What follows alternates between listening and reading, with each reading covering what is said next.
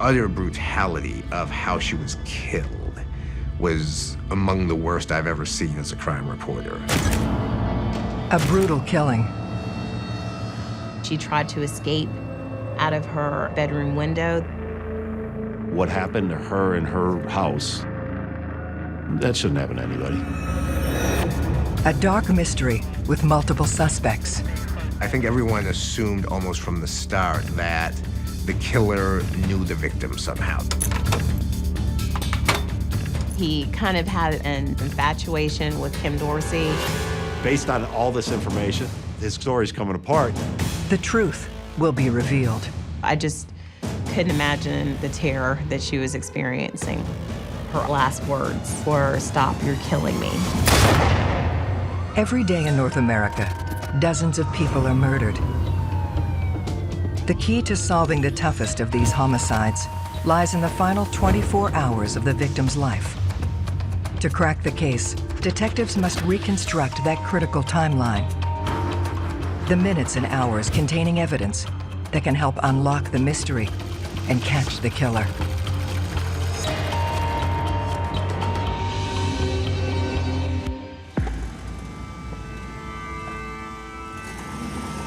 The gated communities of Jacksonville, Florida, are a haven of tranquility and affluence.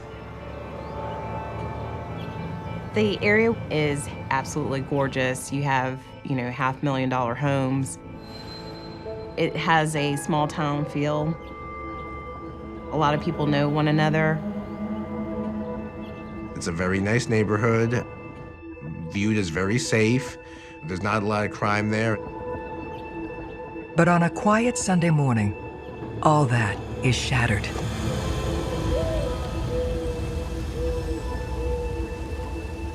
Kim. Oh, you got him now. Jacksonville, Please send an ambulance back. Firefighter Derek Dorsey has just returned home from work to discover his wife Kim's motionless body. Are you with her right now? Yes, I am. Send rescue. We are sending rescue. Is she awake? No, she's not. I think she's dead. He performed CPR on her. He's been working with the fire department for almost 20 years at this point, so he's seen a lot of things. He knows what to do, in an emergency. However, now the emergency is right in his bedroom. You can actually hear kind of the waves of emotion. It was obvious to me that all that training and experience just kind of went out the door. Okay, sir, tell me exactly what happened. I don't know if she tried to commit suicide. Send rescue. We are sending rescue. You have to tell me exactly what she did. What happened? I don't know. She either cut herself or something. I can't see. I'm trying to figure the out. After performing CPR for several minutes, Derek realizes it's too late. It's a 607. Oh, Jesus Christ.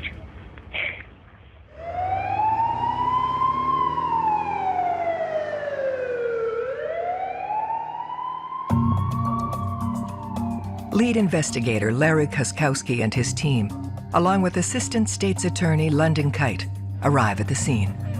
The call itself was called in as a possible suicide. But the violence that was evident in the room, one person couldn't do this to themselves. There's a large amount of blood on the floor, on the walls. There's blood on the ceiling. You just knew whatever happened here was very, very violent. The scene just in and of itself was like, absolutely not. This is not a suicide.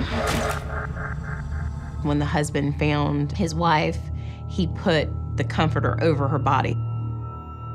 So all I could see really was her foot and her arm. And then when the medical examiner got there, that's when they removed the comforter and exposed the brutality of what happened to her.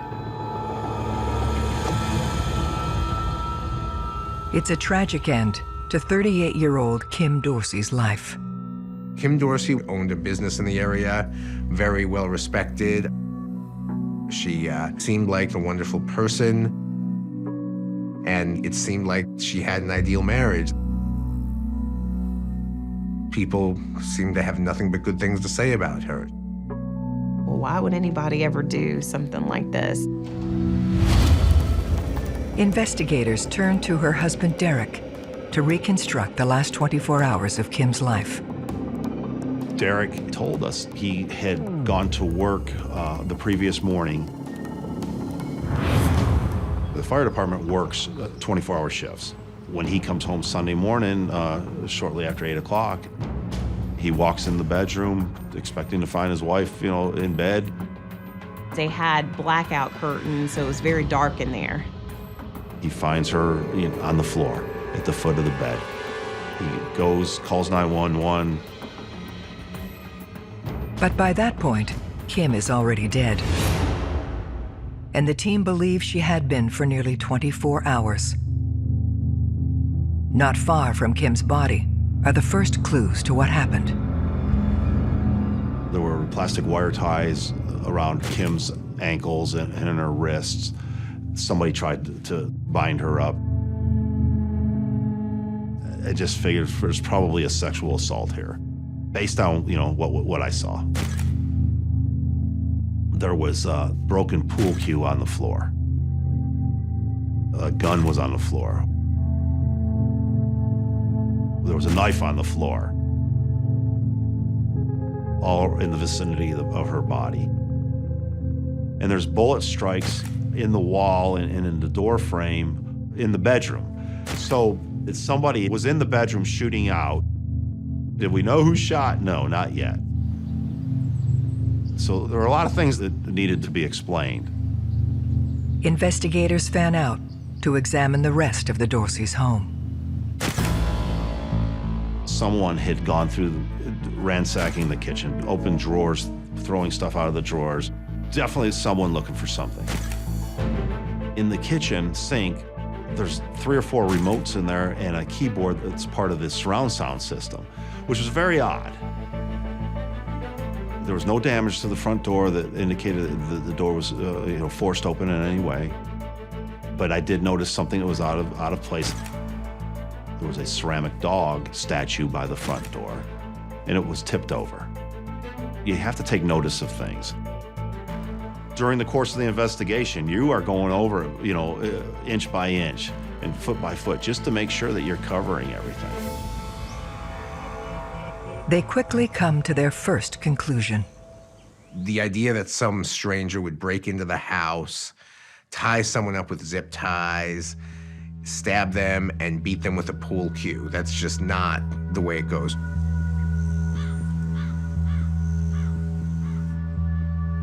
Kim Dorsey probably knew her attacker, or the attacker knew how to get into the home. The simple fact is that you're much more likely to be killed by someone you know than by a stranger. And I think police understand that. They need to drill down into Derek Dorsey's story. Anytime a wife is murdered, the husband is a suspect. That's just a fact. Derek, at this point, had been taken from the scene down to the detective division in downtown Jacksonville. After I walked the scene, I went downtown then to interview Derek. Derek, I'm Larry Koskowski. I know it's difficult right now, a lot going on, but I need to talk to you, okay? I gotta get some information from you, okay? I had him take me through the weekend. He told me on Friday night, Kim had left the house that evening for a couple hours to go do some shopping. They had stayed home Friday night, watched a movie.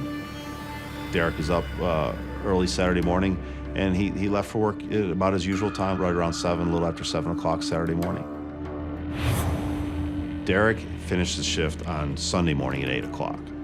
So when he's gone for that 24-hour period, his wife was home by herself.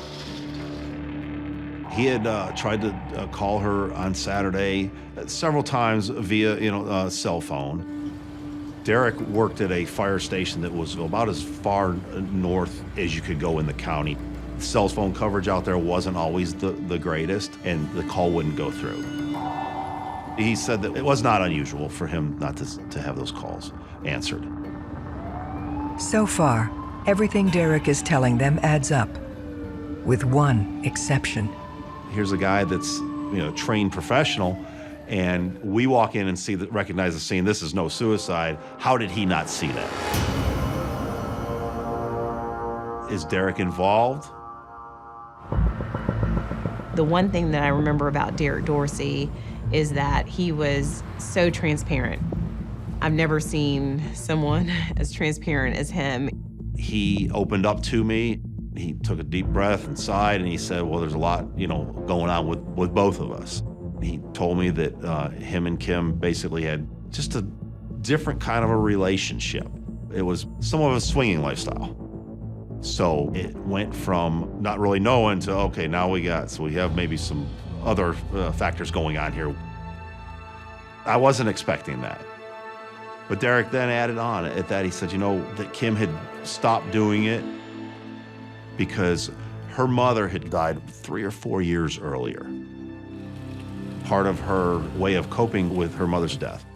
She sought out professional medical help, and she was on some medication that caused her to put on some weight and, maybe not feel quite as attractive as she maybe had at one time. That was one of the reasons Derek thought that when he first came home, that she had committed suicide. With Kim having stopped the swinging lifestyle, they need to find out if Derek had too. He was very subdued. He was very matter of fact. So I finally asked him, I said, well, listen, is there anybody else? Any issues, where either one of you stepping out, girlfriend on your behalf or boyfriend on hers? Okay, you got a girlfriend? Okay. When an investigator learns that the partner of the deceased had been cheating on each other in the relationship, that creates a different mindset for the investigator. In domestic-type murders, infidelity is often part of the motive of someone's death.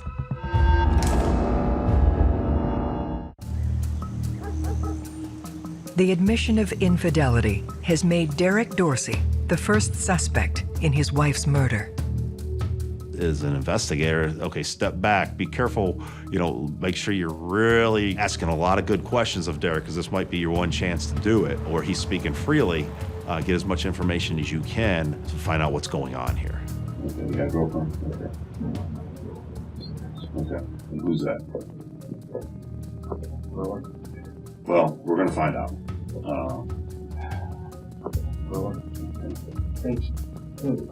We have a weird relationship. Who has the weird? You and your wife? My wife, it's not a don't ask, don't tell thing, but tell me about it. She knows who I was when she married me. Now you've added some more motive, maybe. Maybe he wants out of this marriage. They seek to determine what he would have gained with Kim gone. We always look for, is there a financial benefit to this person's death? Larry did ask him about whether he had any kind of insurance policy, and he didn't. It put him in a worse position to have Kim Dorsey die before him, because she was the main breadwinner. But that doesn't mean Derek wasn't responsible. We thought about the time frame, like how much time he would have to drive back and forth from the fire station to the house.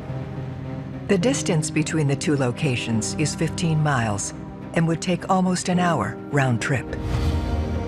The fire station where he worked was small. They pretty much could account for every single minute of his day. All the firefighters were like, look, if he left that place, then we would definitely know. The detectives verified with all the firefighters. They determined that he had like a lock-solid alibi.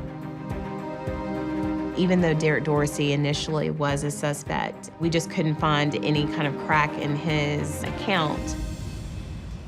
Investigators then consider the other angle.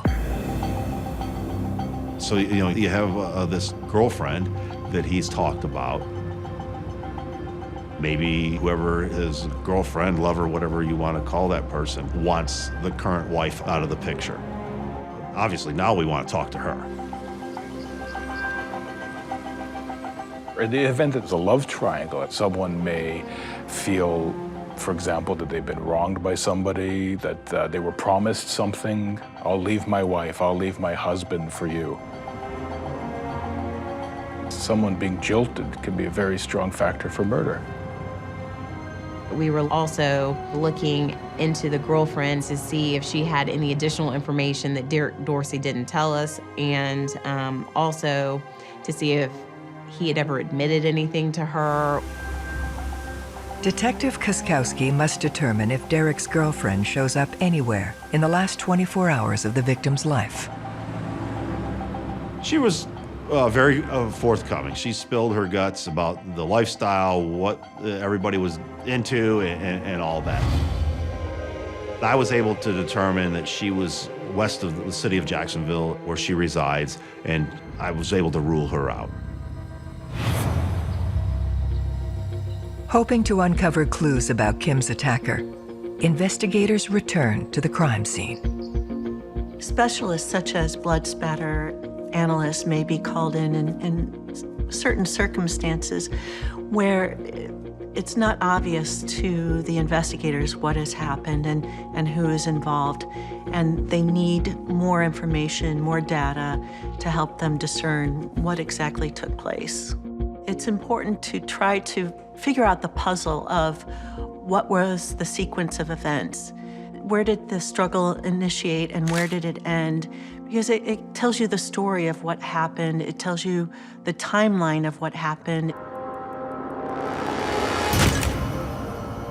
Forensic experts establish that the first point of attack is next to the nightstand. We have a lot of blood cast off on that left side of the bed. She was severely injured, and she stayed there for a significant period of time. But the evidence then suggests Kim comes to and fights back. She was able to get to where she kept her gun. It was a 5-shot revolver.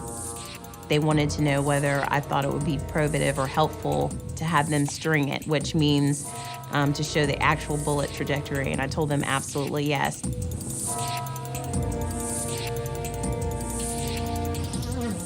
Kim Dorsey had to be down and low near her nightstand. She fired off 5 shots. Shooting at somebody that maybe is standing in the doorway or coming back to the doorway. The strings reveal that despite firing all 5 rounds, Kim misses her attacker. Trying to explain 5 bullet holes, therefore 5 misses, there's a number of reasons. Fear is the #1 problem. People freeze. We don't know how we're going to react in a state of emergency until we're into it. And it's not surprising that your aim is the last thing you're able to control.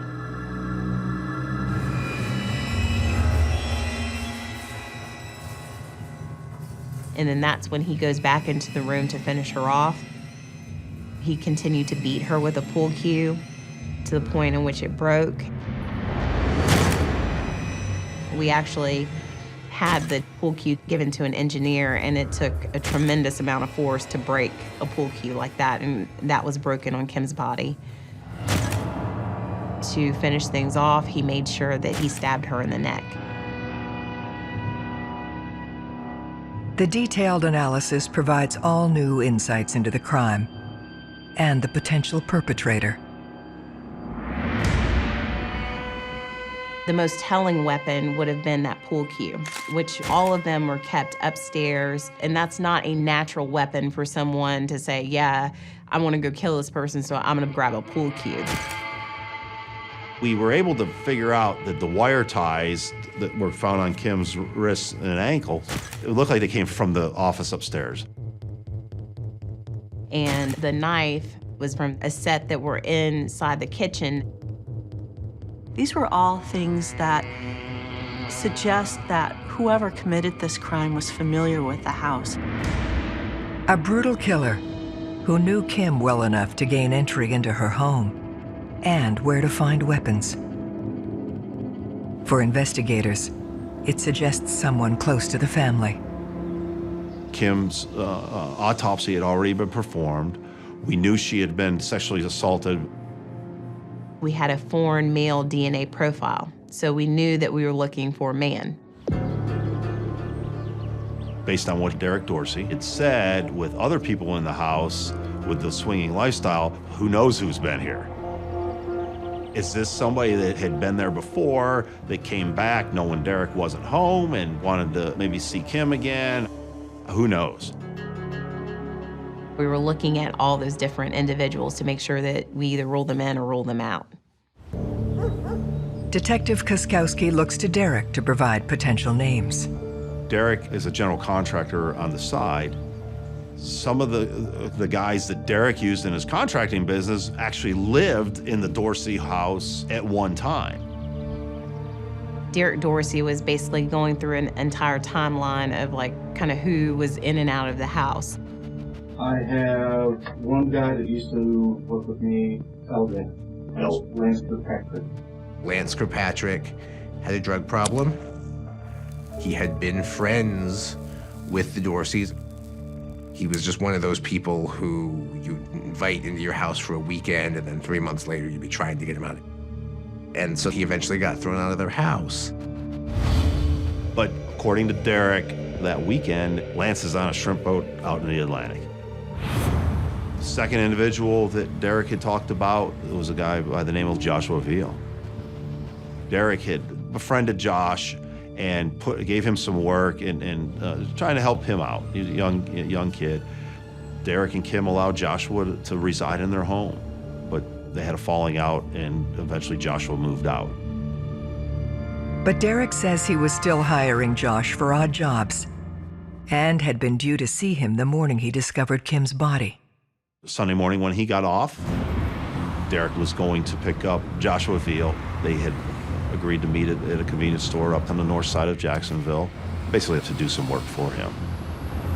Joshua Veal never showed up. Why wouldn't he show up for this meeting if he's going to get money and get paid? He's familiar with the house. He's done some work in the past for the Dorseys. So Josh was number one at that point. Police discover Veal has a criminal record, mostly for drug-related offenses. And he had actually just been arrested earlier in that week leading up to the weekend Kim was murdered. So brought him down, put him in an interview room. I didn't tell him anything about a murder. I just introduced myself as a detective. One of the techniques used is not to tell a loved one or someone close that the person you're asking about is in fact dead or been murdered. Then you drop the bombshell looking for the responses. Are they genuine? Are they fake? Josh claims he'd been partying all weekend at his house, including the time detectives believe Kim was killed. But you spent Friday night at the house? Yeah. Okay. You didn't go anywhere Friday night? Oh. Okay. All right. Saturday you get up? we had drank Friday night, we had drank Saturday night. He had been out Saturday night, and he just lazy, did not show up Sunday morning. But when Larry mentions Kim's name, his attitude changes. One of the things that struck me most about Joshua Veal's interview is that he kind of had a fascination or infatuation with Kim Dorsey, kind of like romantic interest. It was strange in that way. My conversation with him was, when you lived with them, did you and Kim have anything going on, sexual? The way he answered it, it was a little kind of like he didn't, but if he coulda, he woulda. How'd she look? 1 to 10. Would you ask me if I would hit it? Sure. 8.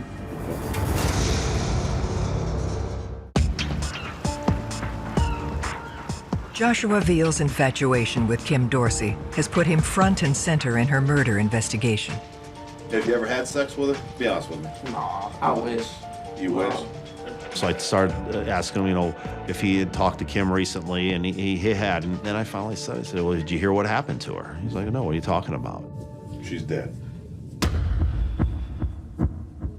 Oh, don't tell me that, man. just a flow of emotions. I mean, you would think that it was, in fact, his mom that was murdered, and he just couldn't deal with it. You know anybody that might want to hurt her? No. No, that was like a mom to me, man. Oh, please. It was very authentic, and so it kind of X'd him off of my list. But still, you know, they went through and they got his DNA just to make sure that he was not, in fact, involved in the crime. It was negative. He was excluded as a contributor to the DNA.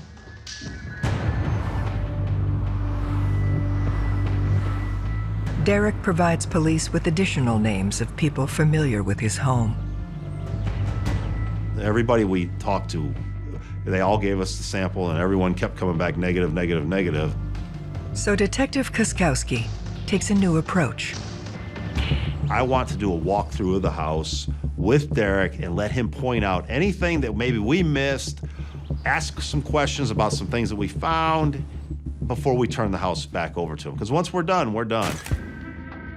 When we initially walked the scene in the kitchen, we found 3 or 4 remotes in the sink. It's part of the surround sound system, which was very odd. Somebody had run water over the remotes. My partner asked him, hey, show us how to turn on the TV here in the living room. So Derek was able to turn the TV on, and right away, a pornographic movie starts to play. Like, wow. And Derek loses it. He's like, that's not mine. Whoever did this, dropping expletives, whoever did this, they watched that. That is not my movie. My belief was that whoever committed the murder at some point sat down and watched this movie. The discovery points to another man Derek says had recently been to the house. They were having problems, I think, with the remote or something with their TV system. Friday in the afternoon, they had a gentleman come over from a sound company that made some adjustments to the surround sound of his entertainment system. The service call occurred approximately 12 hours before Kim was killed. So the sound guy was in our crosshairs. He's the guy that knows how to run the system. He worked on the system. And why are all these things in the sink?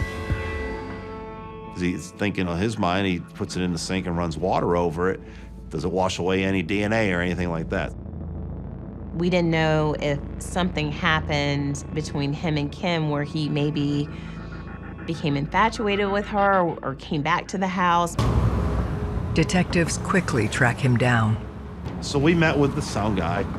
He said, yeah, I went out on Friday night to work on the system. He said it wasn't unusual. He said, Derek's had me at this house before. He had another house that I used to go to and handle his affairs there with the sound system. We noticed when we were sitting there, the sound guy had some cuts on his hands. So, we keyed in on those.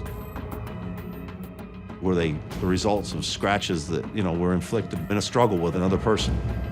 We actually asked him about them, and he's like, well, I'm working with wire all the time, and I run it, up in attics, and so, my hands are always cut up. The technician is adamant he never returned to the house. We told him what had happened. He wasn't even aware of it, and this was 2 or 3 days after Kim's body was found, so he hadn't even seen anything on the news. Of course, I asked him, if he would volunteer a DNA sample, and he readily, hey, whatever you need. When I walked out of the interview with him, I said, I don't think so. The DNA test confirms this instinct. The unsolved crime now begins to weigh heavily on the team. Part of it was we had been up so long at this point, and we had taken samples from so many people. As an investigator and working with the evidence technicians, even if it takes you to a dead end, we need to go down that road, and we need to look at everything. We owe it to Kim, or any victim, that we, thoroughly investigate the entire case. Then, they get the break they've been looking for. There was a crime analyst that caught like a common, everyday type of police report on a temporary and unauthorized use of a vehicle.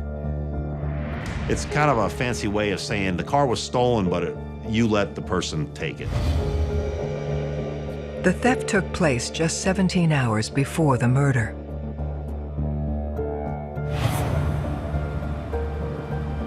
So the girl that reported the car stolen made the police report. They took all of her information and, of course, the information of the person who she let use the car who never returned the car, which was Lance Kirkpatrick. Lance Kirkpatrick's name came up early on in the investigation when Derek Dorsey was basically going through and kind of who was in and out of the house. During the initial interview with Derek Dorsey, he calls him LJ, and I remember these words very clear. He was like, absolutely not. He would take a bullet for Kim. Why are you so certain about him? I just known him long enough. Something like that, no. I think he respected him too much. Lance is still supposed to be on the shrimp boat. Nothing's adding up now. That basically put Lance Kirkpatrick back on the map.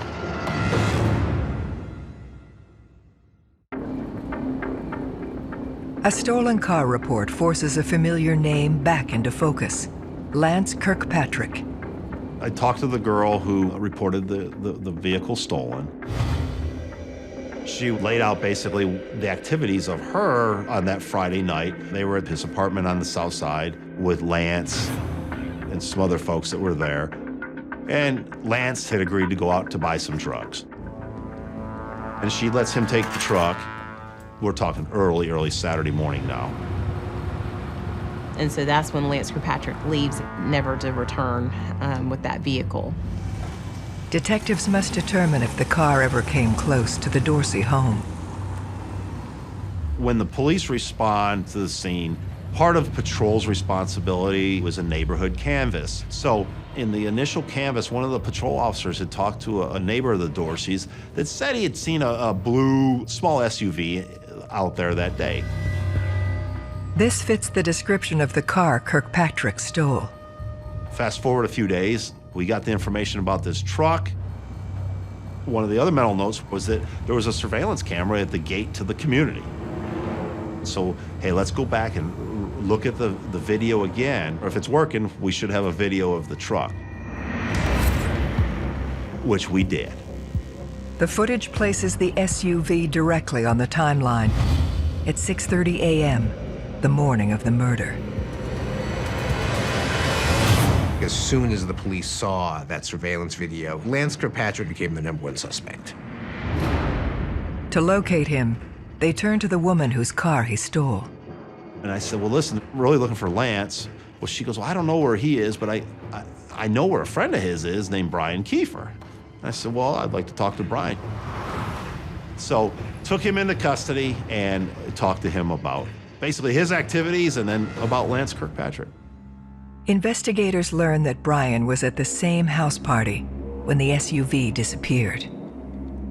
Brian Kiefer says he goes on a night-long taxi ride trying to figure out where Lance Kirkpatrick is because he's one of the ones that let Lance use the car.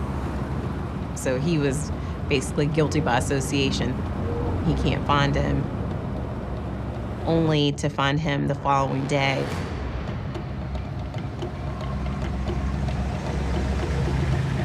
He says that Lance looks disheveled. He notices that he has an injury on one of his hands. What Brian then reveals is completely unexpected. He tells me that he murdered somebody and is pretty much is going to prison, and there's nothing that can be done about it. He just said it was a beating. He didn't describe it as we know it to be, which was absolutely horrific and violent. There are a number of reasons why people, quote, confess to a crime. Primarily, we see it as a guilt complex. People can't wear it, they can't hide it, they can't keep it in.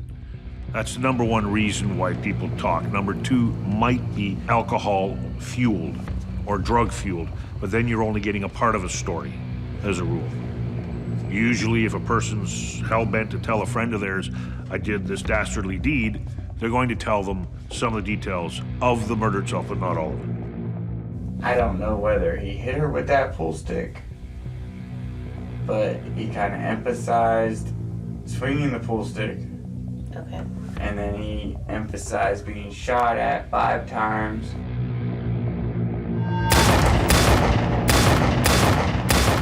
And he says, well, you know, Lance told me that he kept waiting for the 6th shot, and it never came.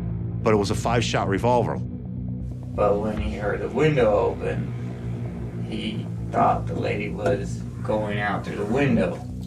So he ran in there and beat her with his hand and then stabbed her. It is also through Brian Kiefer that we get Kim Dorsey's last words. What does he say? Does he say that she was dead, or does he say anything about that? He said the lady was saying, "Stop. You're killing me." The detail Brian provides about his friend's actions is abnormally specific. And it was information that only somebody that was there would have known. So Brian is, immersed himself in the middle of a homicide, potentially, based on all this information. He's saying Lance did it. Well, how do I know Brian didn't do it? Brian Kiefer claims he knows who killed Kim Dorsey. But there's only one way to confirm if he's telling the truth. Find Lance Kirkpatrick. Brian tells us last he saw Lance was at Brian's apartment on the south side of Jacksonville. So we had our law enforcement go over there and pay that apartment a visit. And they found Lance hiding in the attic. The man once thought to be at sea finally sits down with Detective Kuskowski. All right. Look, Lance, have a seat over there, okay? This will make it a little bit easier. He was calm, so I was trying to set the stage, just getting to know Lance a little bit more. Again, careful not to mention Kim's murder. You and Derek get along pretty well. Oh, we get along great. And he's trying to be nonchalant, oh, what are you talking about? When's the last time you were over at Derek's house? I went over there a week ago, maybe a week and a half ago. Do you remember what day it was that you went over there and did that? Yeah, it was Georgia, Florida. Georgia, Florida. So it was Georgia, Florida. It was right before the game. So did you go inside then let yourself in? No. Florida, Georgia is sort of the secular holiday of Jacksonville. Everything shuts down for that weekend. The game was on Saturday, the day of the murder. Lance has been around long enough with Derek, worked around Derek long enough, he knows the schedule too. Derek is gone for that 24-hour period. His wife was home by herself. How about you and Kim? We get along fine. Okay, you ever had any problems with her? Mm-mm. No, nothing like that? Okay. All right. No, I pretty much get along with everybody. Pretty long, okay. What if I told you I didn't believe all your story? On what story? Well... On what part of the story don't you believe? The next follow-up question he invoked, and he asked for an attorney, and at that point, we had to stop the interview. I'm not saying anything else. Okay. Good luck to you. With Kirkpatrick refusing to cooperate, investigators must find another way to prove he was inside the house that day. Lance was smart enough to know when to shut up that night. But at this point, when we weren't talking to Lance, we already had DNA foreign to Kim on her body. The sheriff's office went about getting DNA from Lance Kirkpatrick's father. The similarity is overwhelming. In the quintillion, sextillion, it's like huge numbers, like 2 and 3 times the number of people on Earth. The fact that we had really significant DNA and the fact that he denied going in there was a critical lie that we were able to say, yeah, we got our man. This not only confirms Kirkpatrick as the killer, but also clears the one remaining suspect, Brian Kiefer. For detectives, Kirkpatrick's movements in the hours before the murder suggest he had a sinister plan in mind. Lance had, gone out that Friday night with somebody else's car to buy drugs and didn't come back with what he was supposed to come back with. He left to try to go make things right. The one thing he knows is the Dorseys. And he knows how to get into that community. He knows how to get into the house. Lance has been around long enough with Derek, worked around Derek long enough, he knows the schedule. Derek's gone for that 24-hour period. His wife was home by herself. Lance knows that.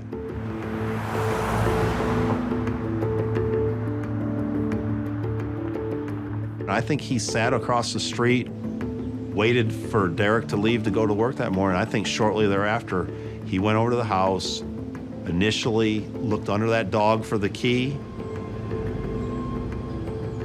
let himself in with the key. That's probably when Kim Dorsey heard him.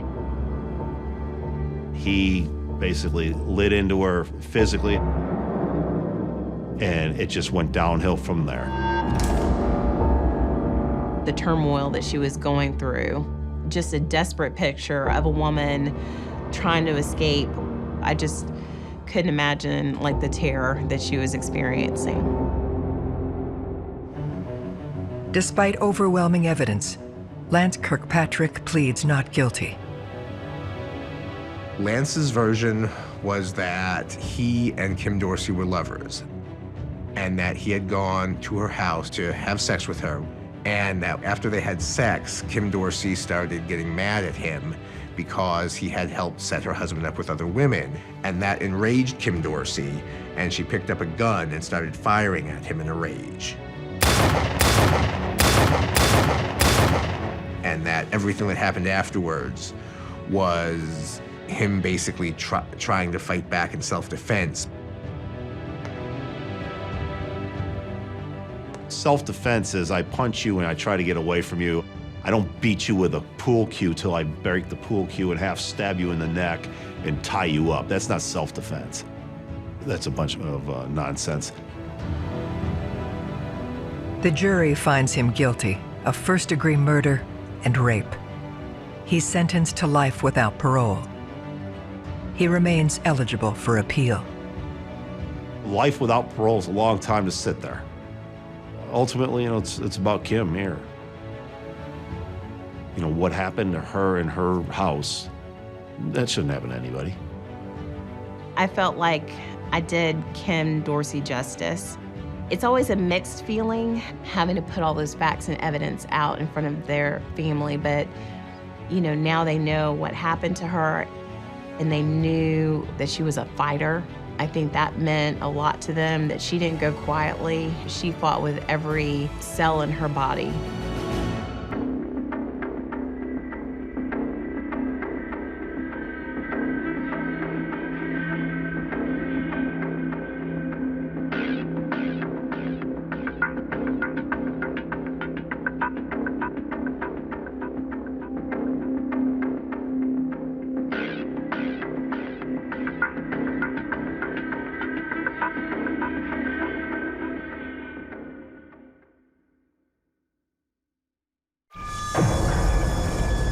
It was such an ugly deed. I want to believe that she never knew what happened. A brutal killing. There's never a motive to kill a 16-year-old high school cheerleader. A dark mystery with multiple suspects. Did she get kidnapped? Did somebody pick her up on the road? It's almost as if he was trying to insert himself into the investigation. He had a reputation of being on the criminal side of the law. You know those kids know things. You know those kids talk. The truth will be revealed. We said, you made all those choices, and you need to pay the price. Every day in North America, dozens of people are murdered. The key to solving the toughest of these homicides lies in the final 24 hours of the victim's life. To crack the case, detectives must reconstruct that critical timeline. The minutes and hours containing evidence that can help unlock the mystery and catch the killer.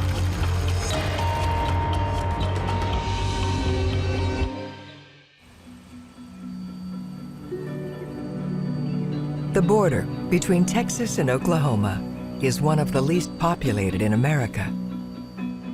Montague County, Texas, and Jefferson County, Oklahoma, are only separated by the Red River. You've got farming communities on both sides, working class for the most part. You really wouldn't know if there wasn't a bridge and a river there that you were crossing a state line.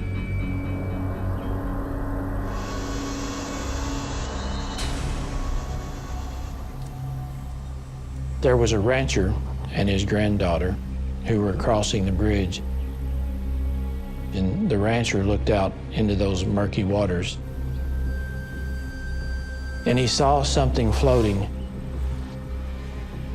And he thought that there was a calf that had fallen dead in the river. Then his granddaughter said, "Grandpa, I believe that's a body."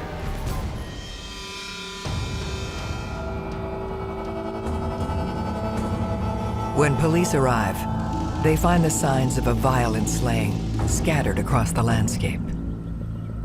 The victim had sustained severe trauma, and all of it from the rear. The back, the buttocks, the shoulders, the head. It was consistent with a high-powered shotgun. They were shot 9 times, which is not normal. That's overkill. We were able to determine from the autopsy that the particular brand of shotgun shell was used, and it was Winchester. And the forensic odontologist compared the dental records with the x-rays of the victim, and they matched up perfectly to the missing cheerleader from Waurika. 7 days earlier, Heather Rich had vanished from home 37 miles north in Waurika, Oklahoma. Heather was a 16-year-old girl that wanted to be popular. She was pretty. Everybody knew her. Heather was an intelligent girl. She had a good, caring, loving home. Came from a good family, good people. There's never a motive to kill a 16-year-old high school cheerleader. A joint homicide task force, including Lydia Williams from the Oklahoma State Bureau of Investigation, Lane Aiken of the Texas Rangers, and Chris Hamilton of the Montague County Sheriff's Office, must now determine how Heather's young life ended.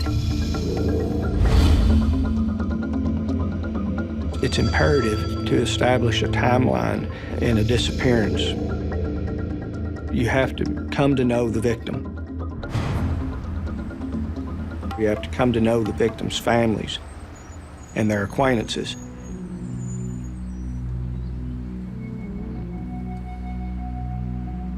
Waurika is this small little town.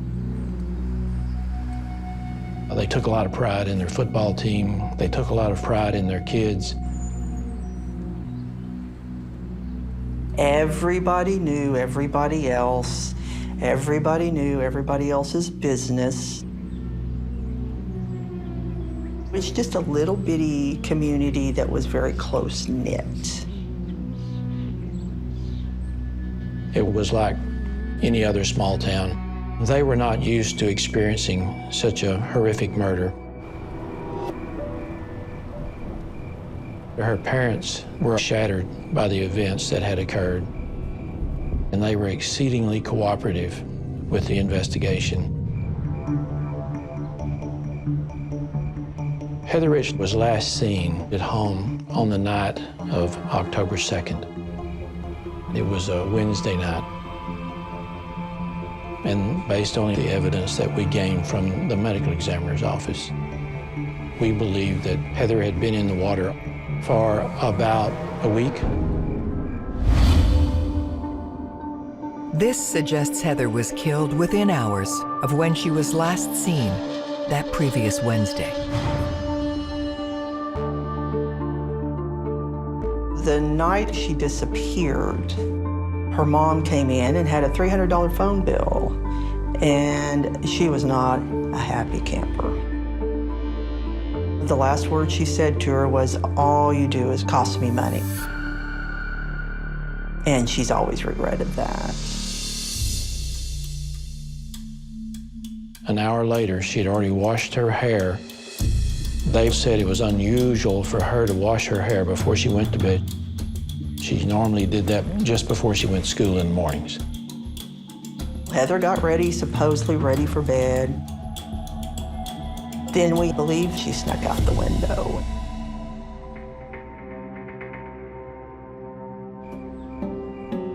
The next morning, Heather's parents go to wake her for school.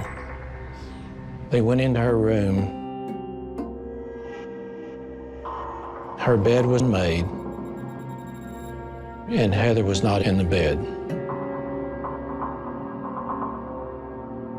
Parents' initial reaction was panic.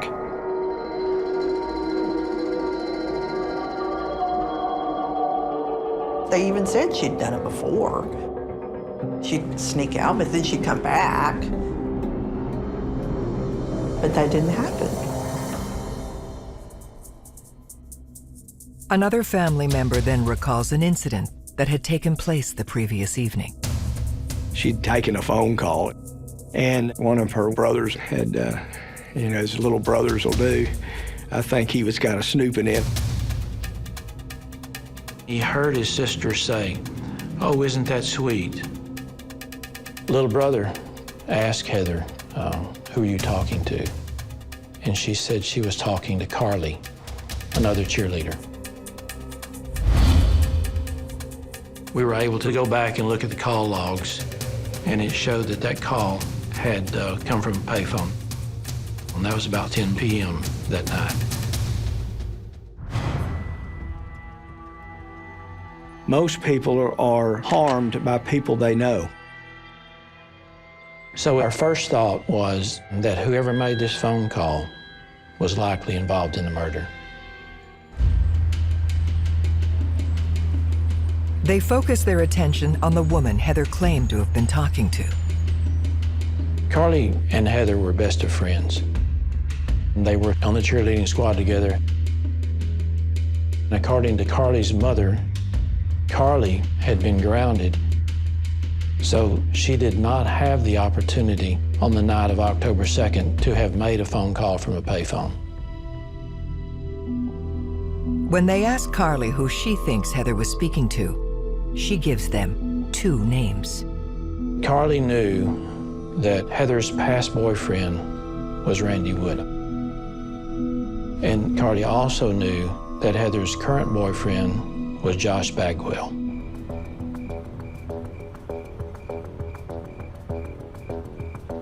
Randy and Josh were friends, and they both had fond feelings for Heather. Carly told us that in Randy's mind, the relationship between Heather and Randy had been extremely serious. But that was not the case with Heather. Heather had actually broken off the relationship and then had taken up with Josh Bagwell. That type of situation is wrought with difficulties. Either one of those 2 would have been easy choices for who she was talking to that night. Being in love is a dangerous thing. You can't necessarily anticipate how you're going to react if you're spurned or if someone else steps into the love triangle.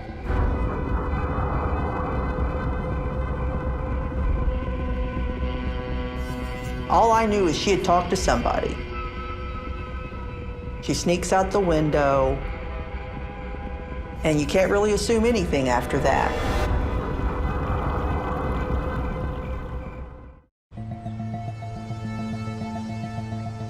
Detectives focusing on the murder of cheerleader Heather Rich have their first 2 suspects, her new boyfriend Josh Bagwell and her ex-boyfriend Randy Wood. Randy Wood was an impressive-looking young man. Dark-haired, physically fit, looked like a typical high school football player. Randy was highly regarded in the community. He had even been elected homecoming king, so he was very popular on campus. He lived with his grandma, who supported him. Randy didn't have a lot, as opposed to some of the others. As football practice was closing, I sat down in the locker room with Randy. He recited what he recalled of his activity during the night when Heather came up missing.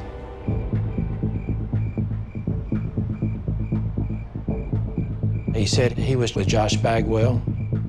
There was a trailer, a travel trailer. We learned that 3 guys were at that party: Randy Wood, Josh Bagwell, and Curtis Gamble. And they had been playing dominoes and drinking. And then like 10:30 at night, Curtis and Josh and Randy had gone into a little town named Comanche, bought some food, and then came back, and they had just crashed at the camper. But they had not seen Heather.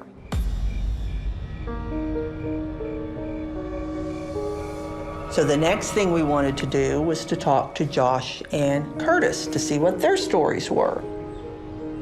They head to the home of Josh Bagwell, Heather's current boyfriend. Josh lived with his grandparents. They were highly regarded, had been anchors of the community. Investigators speak to Josh's grandmother, who owns the trailer. She basically was telling us they had set up camp out in the travel trailer, playing dominoes. Perhaps they were drinking a little much, but they were not involved in any nefarious conduct, according to her. What did Josh say? They're all drinking a little, we get some food. Very same story. Their final stop is the 3rd man at the trailer, Curtis Gamble. Curtis Gamble was known around town as the rebel, the one who people liked to be around, but at the same time people feared. He'd been through juvenile system before. Curtis tells us, I'm over at Josh's, haven't seen Heather. There wasn't really anything suspicious. They pretty much corroborated what they were doing that night, and it didn't concern the death of Heather. So now we're thinking, is there somebody else out there that we need to go talk to? Because somebody in this town knows something. Investigators return to Heather's high school for new leads. The professional staff at the school was very cooperative, from the principal superintendents all the way down. The high school athletic director said that he had seen Heather in a pickup going down the street with former high school students. But it was in the early morning hours after the disappearance, which obviously is big time as far as the timeline goes. He said he met a vehicle belonging to Jody Freeman and then a passenger, Eric Thompson, and claimed that in the vehicle with Jody and Eric was Heather Rich. Detectives need to question the young men about the sighting. They start with the owner of the truck, Jody Freeman. Jody admitted they was out riding around, messing around. But Freeman denied the fact that Heather had been sitting beside him. Jody claimed he really had no relationship at all with Heather. He just knew who she was. So we go to Eric Thompson, He said he knew Heather, but he also claimed that Heather hadn't been in that vehicle, that he had not seen Heather that morning. With both men's stories matching up, the team must find another way to determine if they are on Heather's timeline. They speak to Eric's girlfriend. She claimed he was home the actual night of Heather disappearing. This means he could not have been the person who called her from the payphone the night she left the house. She was able to place him at home at the appropriate times. You get a good feel of how comfortable people are on what they're telling you, how they're able to recount the events of that day. Their stories were consistent with one another's, and the other facts and circumstances that we could confirm completely led away from them. So we were able to eliminate them as suspects. The athletic director was able to identify, of course, the vehicle and the person that was driving it, and he was correct in identifying the other male passenger. He just misidentified Heather. These people are doing their best to find Heather, just like you are, so that's where you get the false sightings. As investigators continue to canvass the town, a new name starts to come up with increased frequency. I learned from my conversations that there was a man by the name of Craig. Craig had a reputation of being a rough and tumble person that was on the criminal side of the law. Craig was older, full-time employment, wasn't a high school student. We knew he was furnishing marijuana and/or methamphetamine to some of the school kids. And he had allegedly furnished marijuana or methamphetamine to Heather Ridge. It was thought that there was some sort of narcotics transaction that he may have been involved with that Heather'd find out about. Heather might have known something about that, and that's why she was killed. So Craig is someone that's getting the finger pointed at him, and someone that we need to focus on.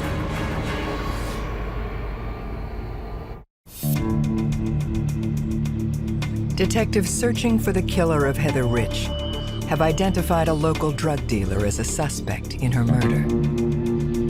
Methamphetamine's a big problem. Where you know there's drugs involved, there's a very real possibility of a fatal consequence. They bring Craig in for questioning. Yes, he knew Heather. He knew her casually. They weren't in any sort of relationship together, didn't hang out together. He did admit that he had provided her with alcohol, but he denied any knowledge, any involvement in any form or fashion with her death. Craig said that he hadn't seen Heather since a football game on September 20th, 2 weeks prior to her disappearance.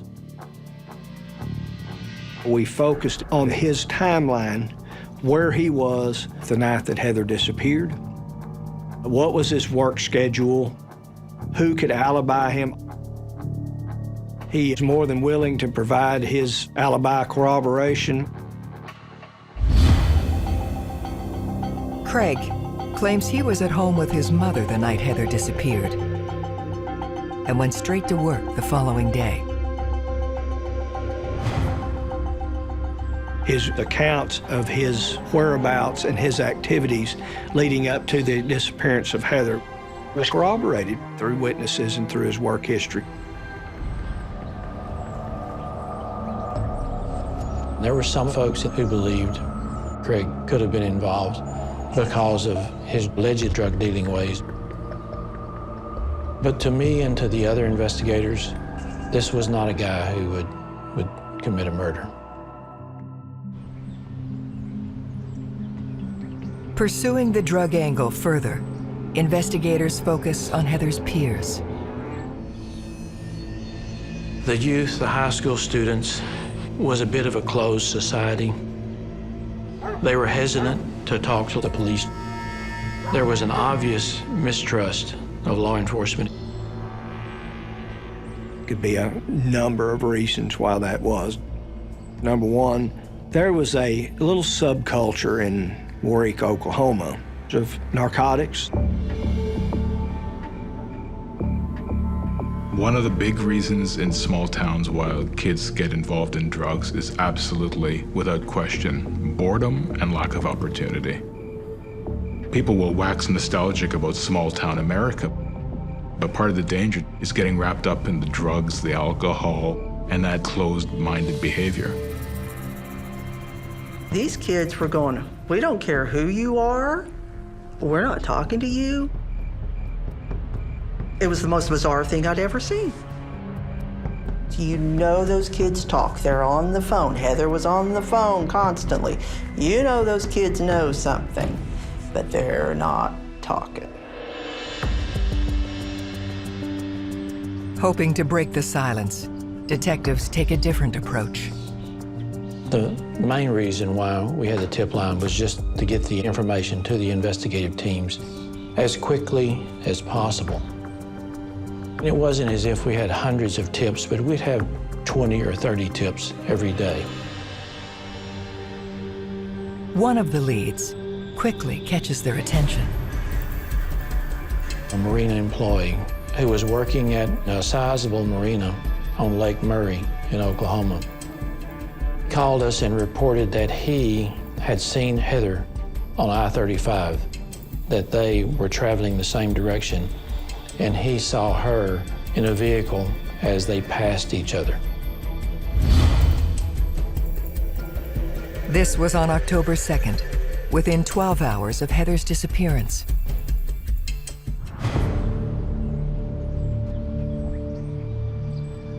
We drove to Lake Murray and met with this young man. The marina employee, Tyler Datton, immediately sets investigators on edge.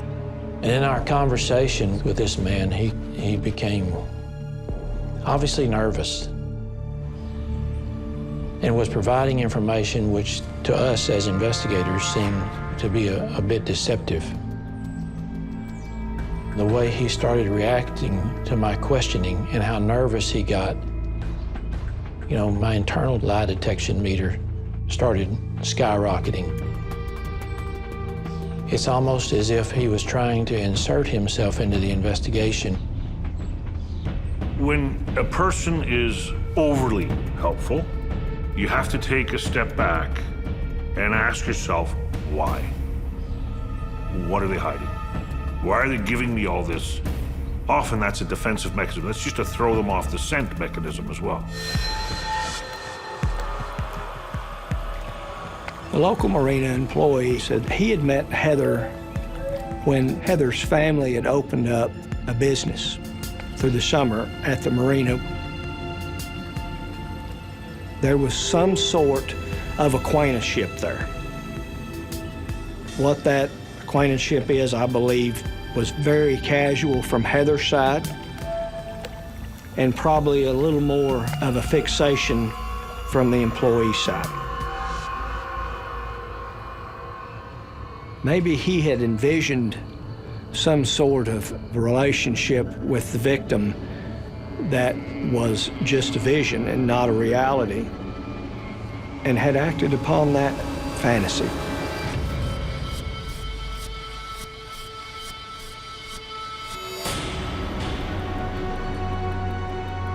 We offered him the opportunity to take a polygraph. And basically the questions would be, do you know what happened to Heather Rich? Are you involved in the disappearance or death of Heather Rich? And he failed the polygraph.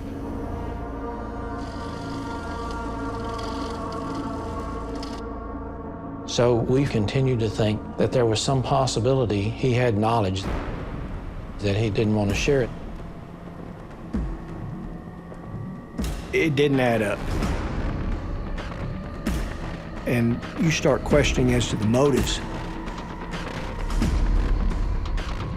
This person had a connection to Heather that was not normal.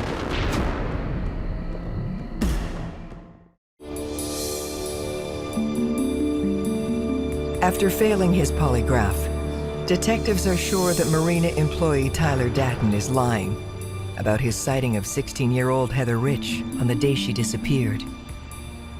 We asked for consent to search his pickup. We went through the pickup looking for fibers, anything at all that might give us evidence or indication there was evidence that Heather Rich had ever been in that pickup, or that any fibers from that pickup might have been on Heather's body. But we found no evidence there that would connect the Lake Murray witness to Heather. When asked where he was the night she died, Tyler says he spent it at his father's house. We were able to verify that that was accurate. He did not have the opportunity on the night of October 2nd to have made a phone call from a payphone. So we were able to say fairly definitively that this guy did not kill Heather Rich.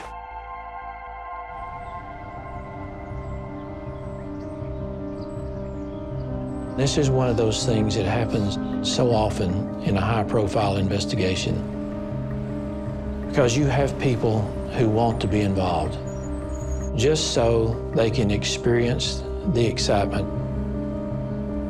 And it's for us as investigators to be able to tell the difference. We were frustrated because we had gone through so many leads and we still didn't have anybody in jail. And there's this thought within law enforcement, if you don't have the bad guys captured within 48 hours, then the investigation may be going nowhere, that it may be classified as a cold case. My wife and I, we had a daughter at that time who was about the same age, bore some resemblance to Heather, and that daughter was a high school cheerleader as well. I could not help but think about my own children and the problems and the feelings that those parents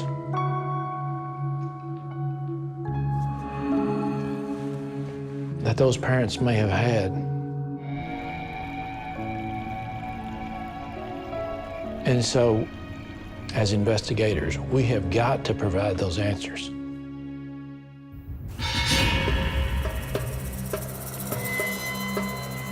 "19 days after Heather's disappearance, investigators get a break.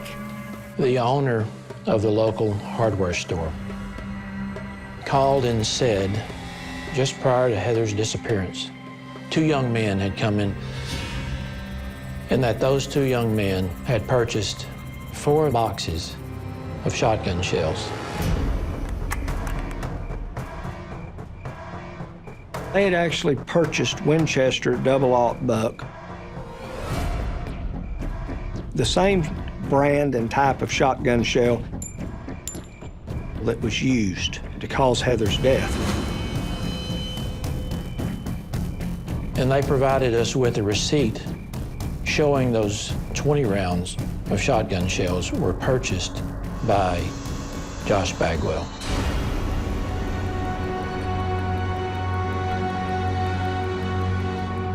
The owner said that there were 2 young men came in.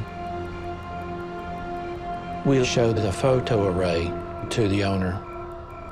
She reviewed those and she immediately identified the second person as being Curtis Gamble. So now we've got some pretty substantial leads that is pointing in a direction that we were initially pointed from the very beginning, which was this party that may have occurred at Josh's travel trailer. The party took place during the window of time Heather is believed to have left her house. We had 3 guys, Curtis Gamble, Josh Bagwell, Randy Wood, were at that party, only a few blocks away from Heather Rich's house. And we'd come to find out that Curtis did have a shotgun. And that apparently was pretty proud of it. So we started looking at Curtis Gamble. We'd spoken with Curtis's grandmother, where Curtis was living at the time.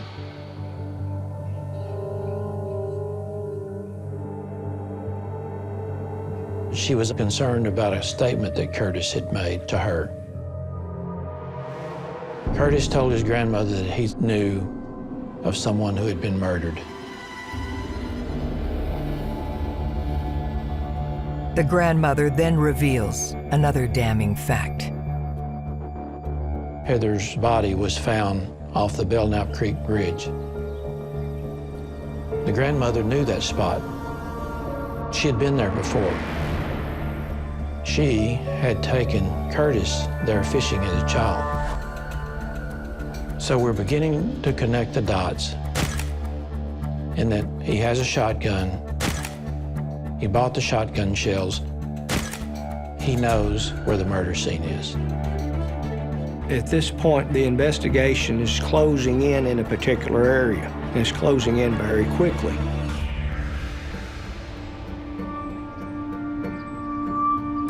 So we decided to call Curtis in on the pretense of talking to him about the shotgun he bought. I introduced myself to Curtis, and I started our interview. He denied any knowledge of Heather Rich's death. I asked him what kind of shotgun he had. It was one of the shotguns that we knew that could shoot 9 rounds without being reloaded. They press him about the shells he purchased with Josh Bagwell. Curtis had claimed that the shotgun shells that they had purchased, that he was just using that for sporting reasons, shooting frogs, target practice. He said he could take us to those shotgun shells. He knew exactly where they were.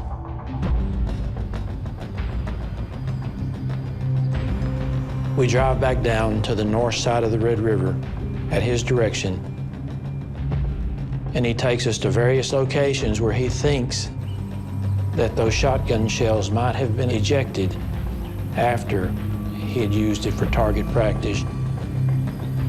We found all kinds of shotgun shells, but we found no Winchester buckshot, none whatsoever.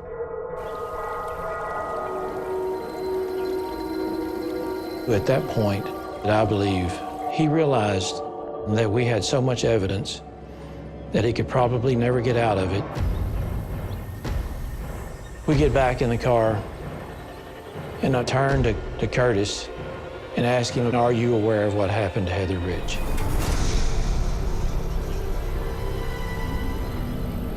Finally, he admitted that he knew what happened.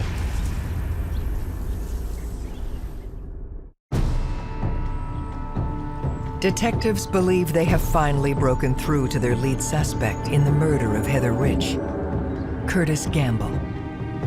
Curtis told a story that he hadn't told before. Curtis says Heather did party with them that night at the trailer and claims her former boyfriend, Randy Wood, sexually assaulted her.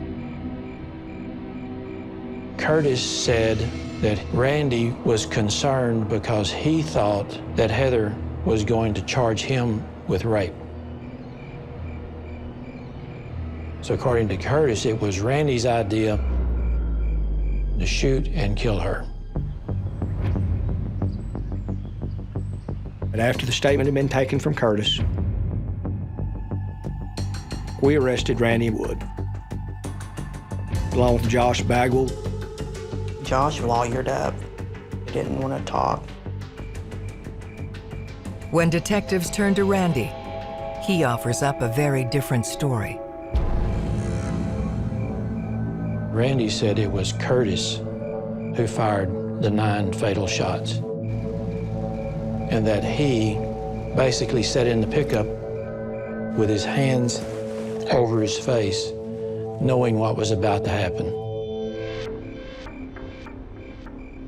When you have multiple suspects, you have to find a way to corroborate who might have had the firearm on the fateful evening.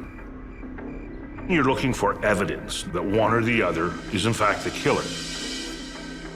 Determined to get to the truth, the team scours the records of both men and uncovers something damning in Curtis's juvenile report.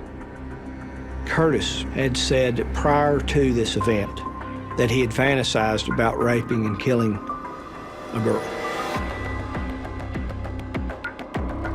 It had been Curtis's dream all along to commit a murder such as this. After what we know about him and the physical evidence that we've already gathered, we believed Curtis was the person responsible. Using the reconstructed timeline, the team believes they have enough to prove that Curtis Gamble was the ringleader in the brutal slaying of 16-year-old Heather Rich.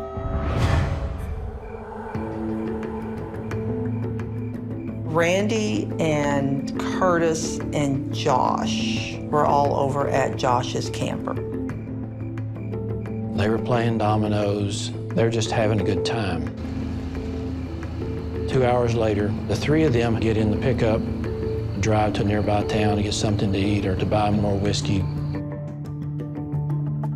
About an hour or so later, Heather received a phone call from Josh Bagwell, her boyfriend, from a payphone. She snuck out of the house. She walked a few blocks to the party that was being had at the trailer.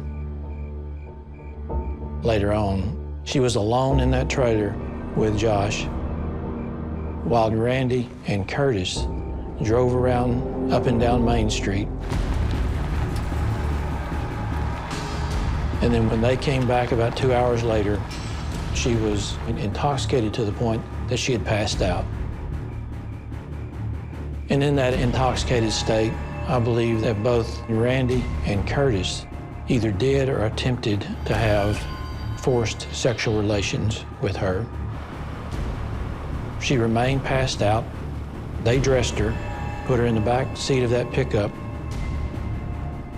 Curtis drove around the north side of the Red River to the Belknap Creek Bridge.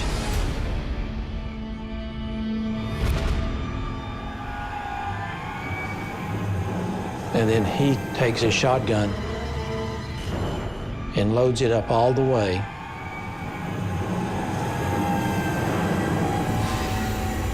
And then he unloads that shotgun on Heather Rich.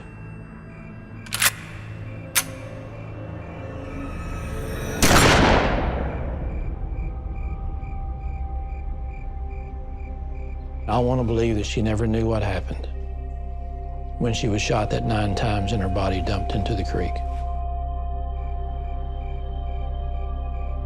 I firmly believe it was Curtis Gamble, but the other 2 willingly participated into taking her from that travel trailer, putting her in the back of that pickup, and driving her to Texas where they put her out on the bridge. And they all knew what Curtis was going to do and allowed it to occur. On October 25th, 1996, Curtis Gamble, Randy Wood, and Josh Bagwell are all charged with Heather's murder. Josh Bagwell never confessed. He denied to the very, very end. He never felt badly about participating in the murder. He provided the shotgun shells, he provided the alcohol, he provided the pickup, he provided the means to commit the murder. Curtis Gamble, is the absolute epitome of evil. Gamble was the murderer. Josh Bagwell was his assistant. If there's anyone in the group who has any mitigating qualities, it would be Randy Wood. He lamented the fact that he was involved. Randy Wood was just there and didn't have the courage to stop it. After lengthy trials, all three are found guilty and sentenced to life. For you to take this girl's life and affect their parents, affect their family, affect their community, affect your own future, affect your own life, that's beyond me. I don't understand. What I have peace over is these three won't be killing again. Our job is to seek justice in every avenue. But there really is no justice in the death of a child. I don't know how you close a wound that's been so devastatingly opened. But her mother and father at least have some understanding of what happened to their child. And then those who caused those deadly wounds are paying the price.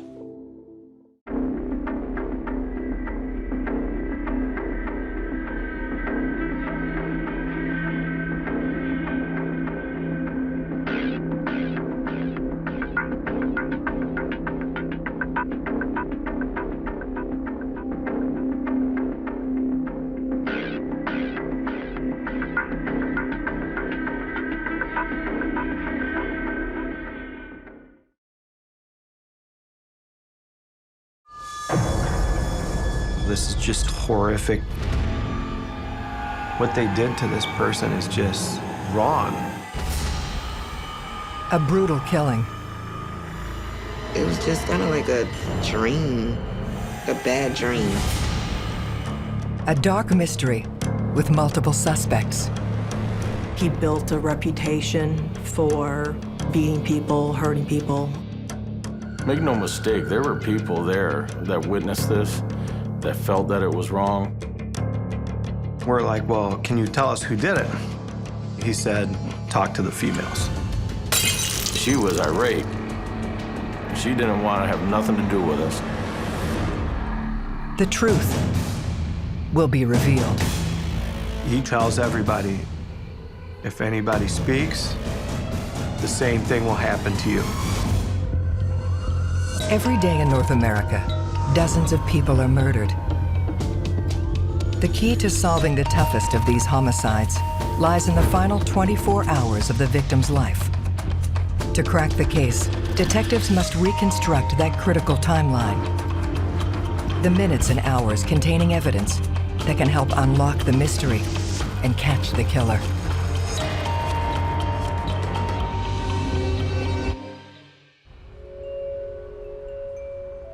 Nestled along the shores of Lake Michigan lies the rural community of Covert Township. Covert is very diverse. You have everybody from the fruit pickers that are coming in, the migrants, to the people that own several $100,000 homes. A lot of families leave Chicago and come to Covert because we're trying to get away from that city life. Idyllic perhaps, but there are always dangers hiding in the darkness. A call was placed to 911 stating that a woman was hit by a car out on Blue Star Highway. Responding officers find the 34-year-old woman still alive, barely. The lady was identified as Deborah Boothby. She was saying, please don't let me die. Ambulance arrived, and she ended up dying on the way to the hospital. 7 in the morning, just banging on my door. That's my grandmother and my cousins, and my grandma's just crying. And she was just like, your mom's dead. It was just kind of like a dream, a bad dream. I just turned around and went back in my room, lay down, and just was like, kind of in shock. My mom was kind of like the glue. When she passed away, everybody kind of just fell apart. I just cried all the time. All the time.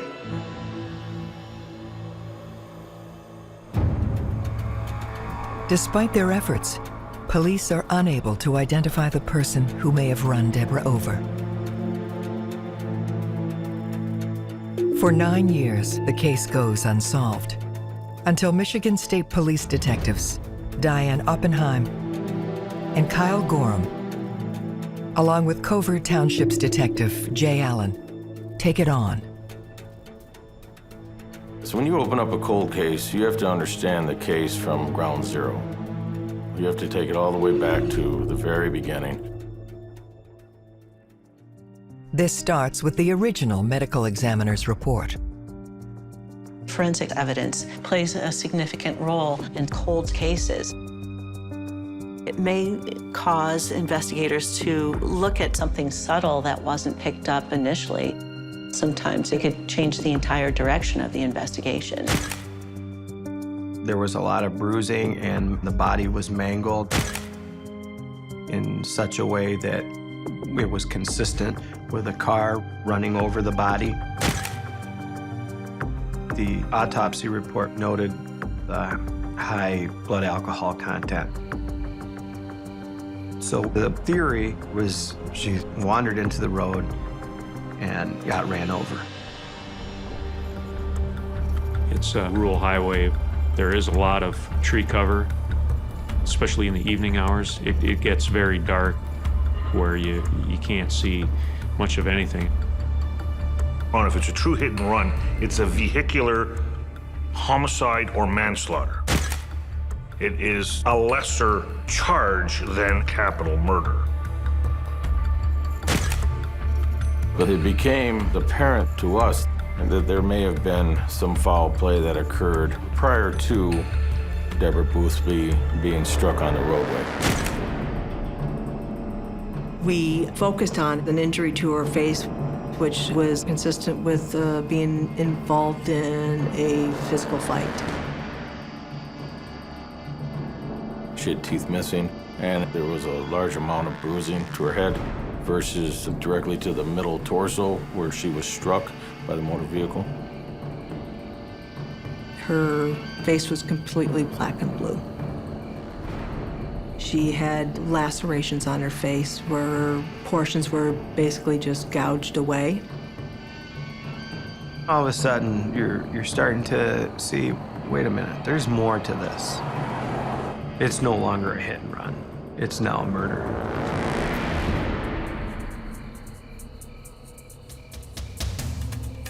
In cases such as this, it's important to try to figure out the puzzle of what was the sequence of events, because it tells you the story of what happened. The cold case detectives begin to trace Deborah's movements in the last 24 hours of her life. We needed to know where she had been, where she would travel to, who she had been with, up to the point she was struck by a vehicle. We started to talk to folks that were closest to her, family members. She always worked. She was providing a good home for her family. She had a little bit of a nightlife, but other than that, for the most part, she was a single mom taking care of her children. She lived in that community her whole life. She was also one that was pretty feisty and was not one to back down from anybody. Deborah Boothby's mother said that she had been working that day. She got off work around 7 p.m. Her mother says Deborah had made plans with her cousin, Brenda.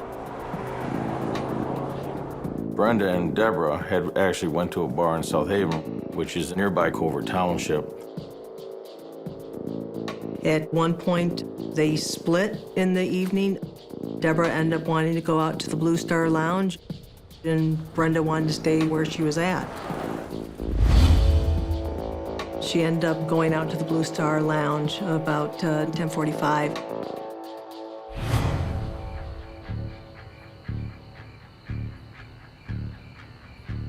The Blue Star Lounge was a small after-hours bar that would get a lot of people in the evening hours. It could be a powder keg with things that could happen there. The family members believe that on this particular night, she went there to confront her former boyfriend, who was Ivory Shaver.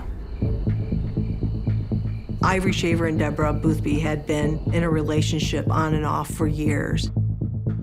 They were always fighting, and there'd been a lot of abusive past between the two of them. Ivory Shaver had had many run-ins with law enforcement. Ivory was the type of person that did what he wanted to do. He was just a bad boy, I guess. I don't know if that's what attracted my mom. The Shaver family is a very prominent family. There are a lot of nice individuals, okay? But like in any large family, there are 2 or 3 bad apples. My uncle always used to say how he never really messed with the Shavers. They came in packs. So if you had a problem with one, you had a problem with them all. Detectives learned that Deborah had been assaulted by Ivory just a few days before her death. There was an argument that took place. It appeared to be over money.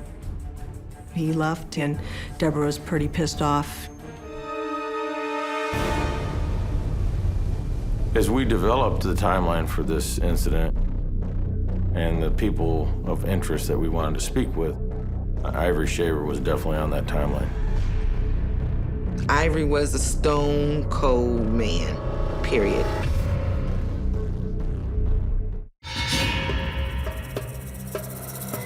Michigan cold case detectives have their first person of interest in Deborah Boothby's death, her ex-boyfriend, Ivory Shaver.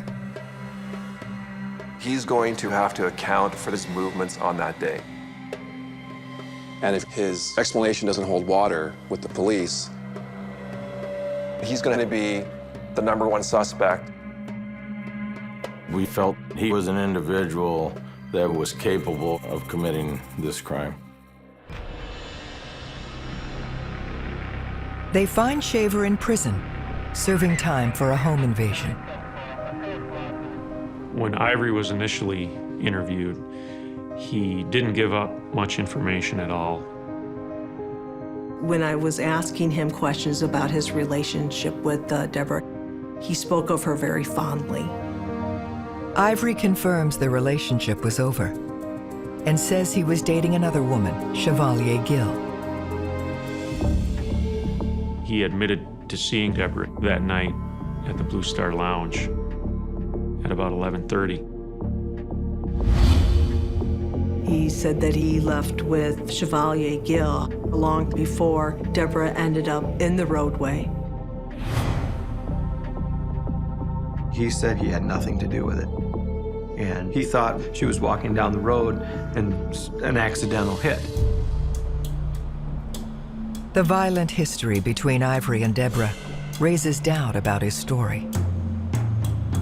When you receive an alibi, your primary objective is to disprove the alibi.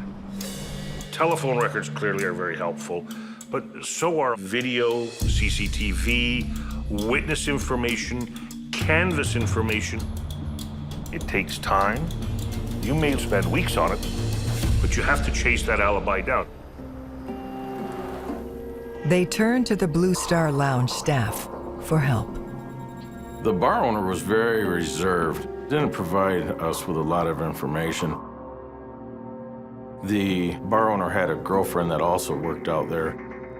And when we asked her about the number of individuals that were in the bar that night, she was very quick to tell us that it was 99, which was the allowed limit by the liquor license.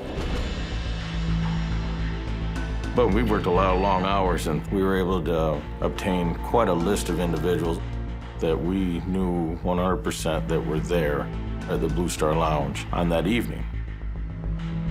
The problem was that nobody was talking.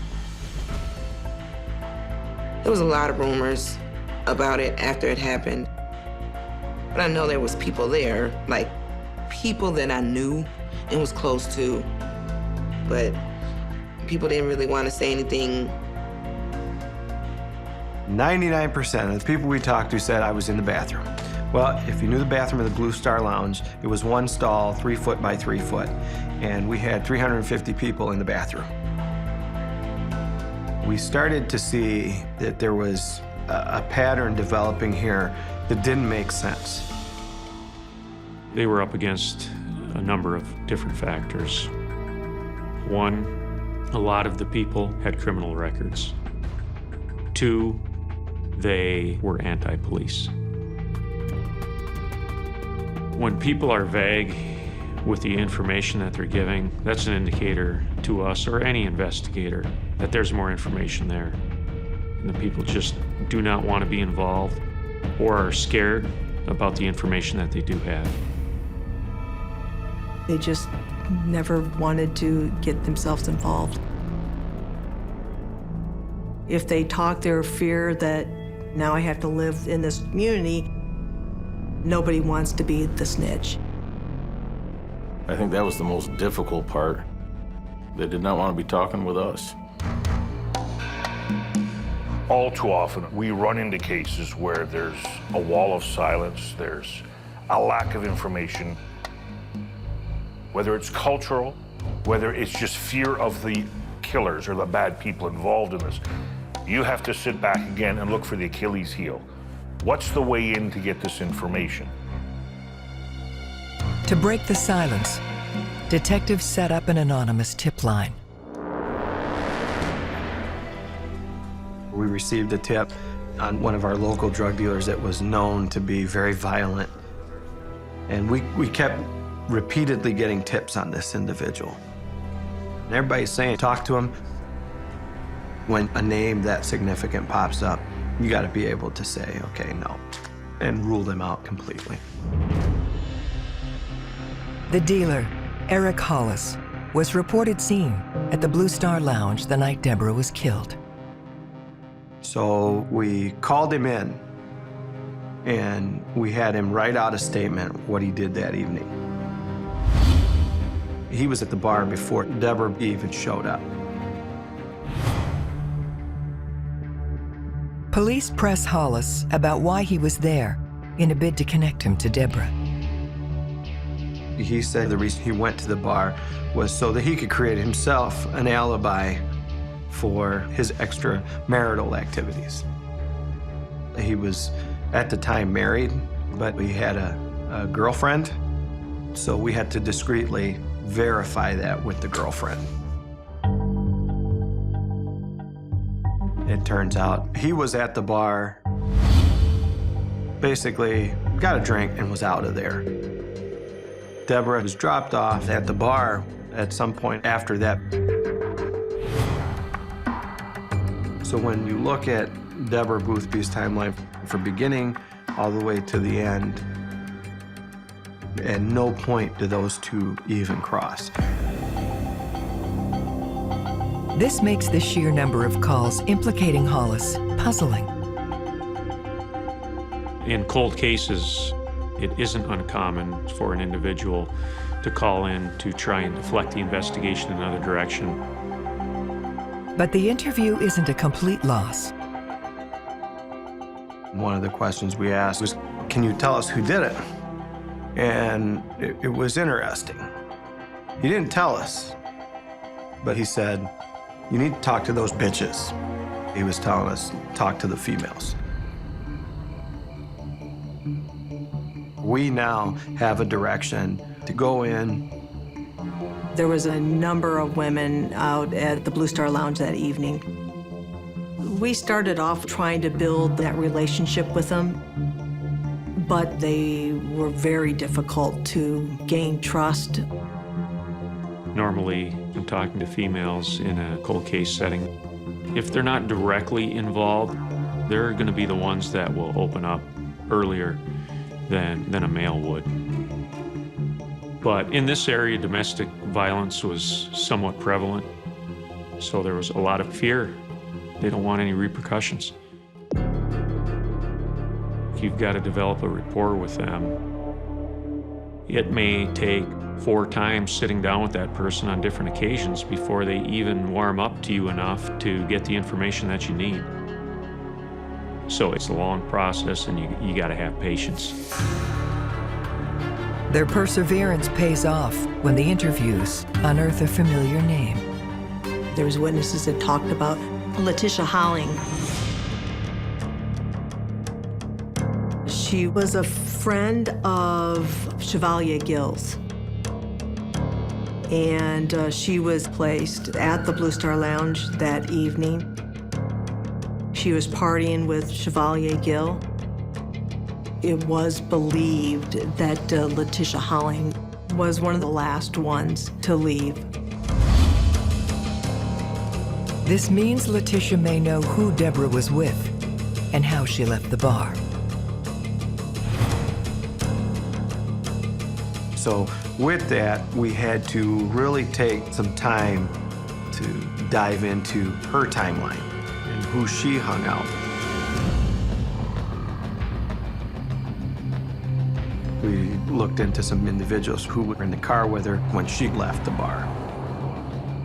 Kyle and I and Diane, when we sat down with them, one flat out just was in tears and then told us Letitia Holling ran over Deborah Boothby.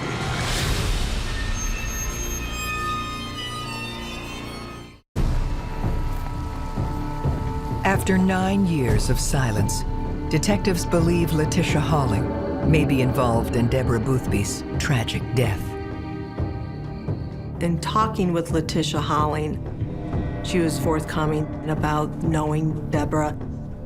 And she is also someone who Chevalier Gill confided in.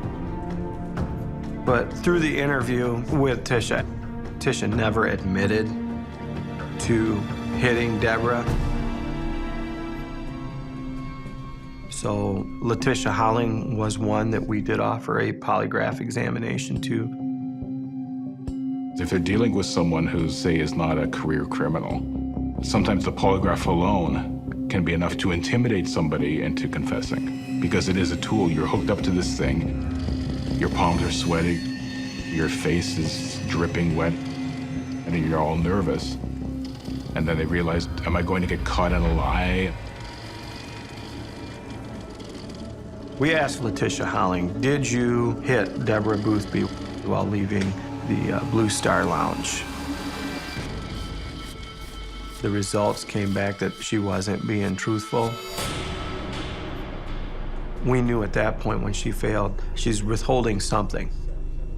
So now we gotta go back and figure out, okay, where are you being deceptive? Tell us again what you remember.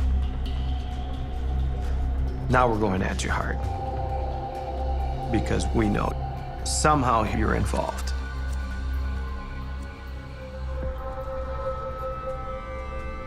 Tisha did break down crying, so I do believe that she knows something happened. But here's a single mother of 2 or 3 kids, just sitting here going, I'm not saying a word. I've got babies to raise. Is it right? Absolutely not. It's completely wrong. But sometimes as investigators, we have to put ourselves in that position and say, okay, I guess I can understand. We had to keep building that rapport, building the confidence, and really building that trust. Over 3 separate interviews, Letitia gradually begins to open up. She said she witnessed an argument between Deborah Boothby and Ivory Shaver at the Blue Star Lounge that evening. So that brought to light this whole new element. And then you add in, the altercation that they had earlier in the week. Ivory knew a lot more than what he was willing to tell us. She said Deborah confronted Ivory Shaver, whom was with Chevy Gill. It appeared to most to be a fight involving a love triangle because Deborah saw Ivory with Chevy. The drink was thrown on Ivory by Deborah. And then that caused a verbal fight. And she indicated that things were just getting out of control. And she had no way of being able to stop it. The Blue Star Lounge closed that evening early due to this altercation that was occurring inside. When we had this information about this fight, we thought, okay, maybe there's a little bit more to this story. Now, when you go and do your interviews, you want to focus on that fight. Detectives return to their pool of female observers to learn what happened to Deborah after the fight inside the bar. One witness we went into a very dangerous part of Kalamazoo to talk to. We took her to a fast food joint and purchased a burger for her. And I knew that she had some domestic violence in her past, so after about an hour of getting nowhere, again, we used that emotional side. Hey, I know you were a victim of domestic violence. This could have been you. This almost was you a couple times. And that's when she broke down.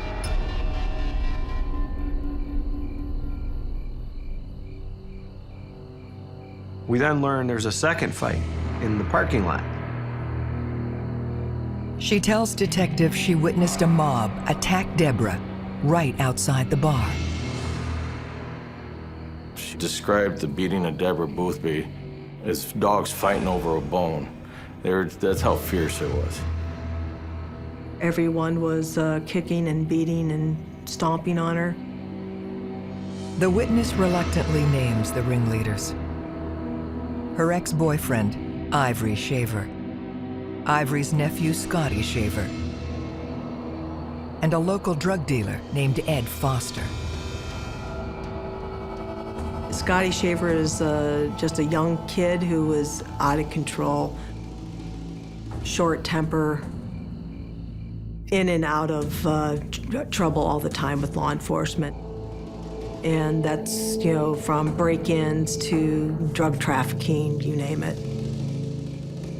Ed Foster was an associate with the Shaver family. They're both trying to build their own drug trade.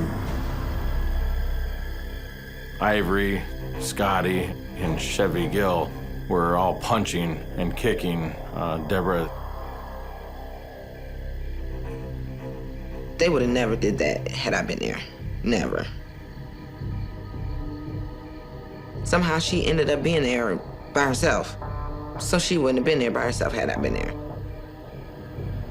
At one point, Ed Foster hit her so hard that she was motionless on the ground of the parking lot. Everybody froze and thought, oh my gosh, she's dead. The witness then adds a puzzling detail. Deborah had been placed into a car, unconscious. And as they were leaving the parking lot, the vehicle that she was in had turned left, which meant that the vehicle went south. That became a question point because we know that her body was found north of the Blue Star Lounge. Now all of a sudden, you're starting to go, well, wait a minute. If she's beaten, and everybody's saying, oh yeah, she was knocked out, and people were saying, we gotta go, police are gonna come. And now she's being dragged and put in a car. At what point was she walking down the road and gets hit? And you're going, there's more to this.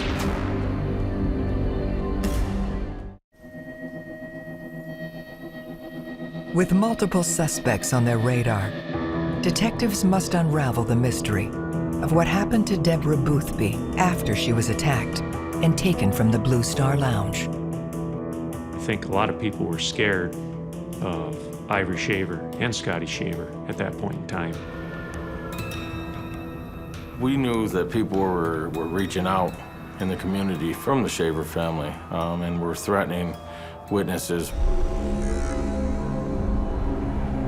After it came out, they were investigating them. Scotty came to me, he was like, can I talk to you for a minute? And he was like, I just want to tell you, I didn't have nothing to do with it. I mean, he just swore up and down, I wasn't there, you know, I didn't do anything. We've known each other for years, I would never do nothing like that. So I said, well, the truth will come out eventually. But I just stopped talking to a lot of people because I didn't know who to trust. With the powerful Shaver family stonewalling, detectives must find a way to get straight answers about Deborah's death. We knew that Adrien Bernett was in that circle. We were told that she was in a dating relationship with Scotty at that time. We went right to her house, knocked on the door, and she said, what can we do for you? And we said, we're here, we've reopened the Boothby case. Adrien turned white as a ghost. You can see the fear factor in her face. Obviously, there's something. She's really concerned about why we're there. Adrien's now a mom herself and a very good mother. I mean, she was going to school and really engaged with her kids. I could tell that this had been weighing on her. I was just hoping that she was finally gonna get some relief. We're like, talk to us about this. Adrien Bernett admitted to saying, yes, I was at the Blue Star Lounge that night.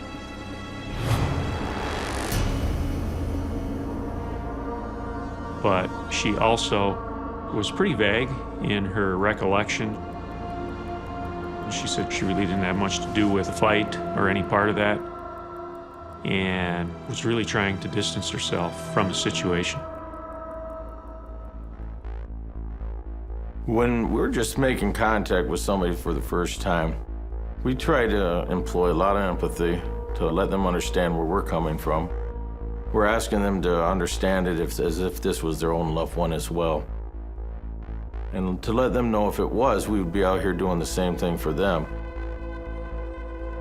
And after the course of 4 hours, Adrien Bernett admitted to driving over Deborah Boothby. And that's when we kind of stopped and we said, okay, we want you to go through the whole timeline of what happened, what you did, and she agreed. Adrien was at the bar when everybody got kicked out of the bar. The fight continued. Adrien's account was when it went outside. It was a very, very brutal assault that occurred. And then what happened? She tried to defend herself. She did a very good job, you know. At first, she held her own for a minute there. But with that many people, you know, it was difficult. Deborah Boothby had gotten knocked down to the ground.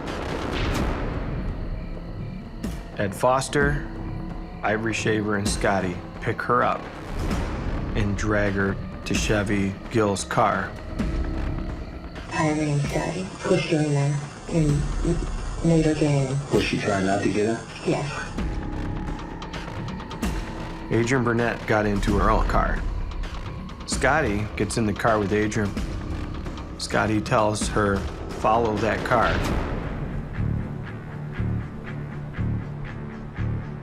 They drive out of the parking lot, head left. They get to Covert Township Park to a little roundabout. We get to the dead end. We pull around the little circle area. Scotty gets off the car. They drag her out of the car, where all four just take turns. Chevy choked her. Scotty came in here, Ivory hit her.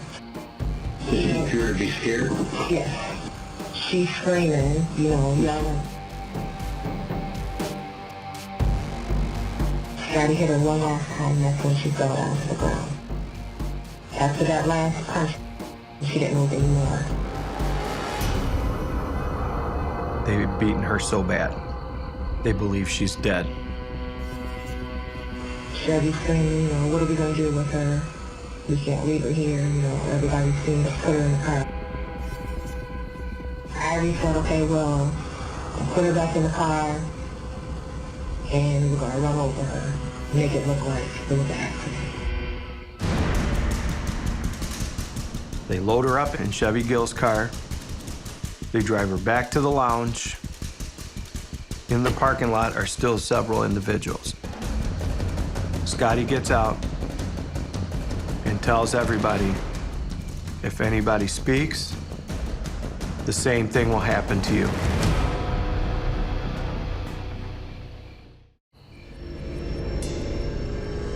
Detectives coax a disturbing confession from a fearful Adrien Bernett about the murder of Deborah Boothby. Ivory and Ed Foster have laid Deborah on the road and have run her over with their car.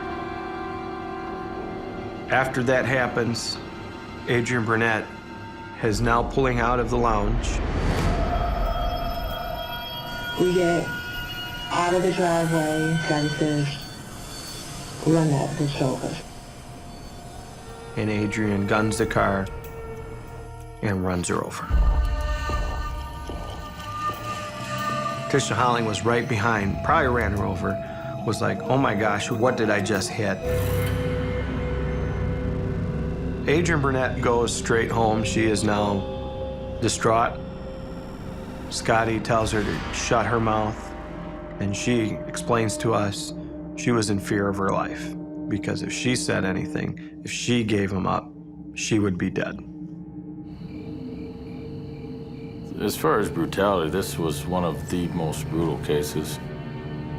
Make no mistake, there were people there that witnessed this, that felt that it was wrong, but they also had feelings for themselves of basically being scared of this other family.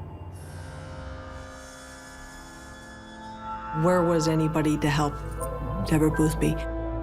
All these people were her friends, all these people she knew, and nobody cared. They still treated her like an animal.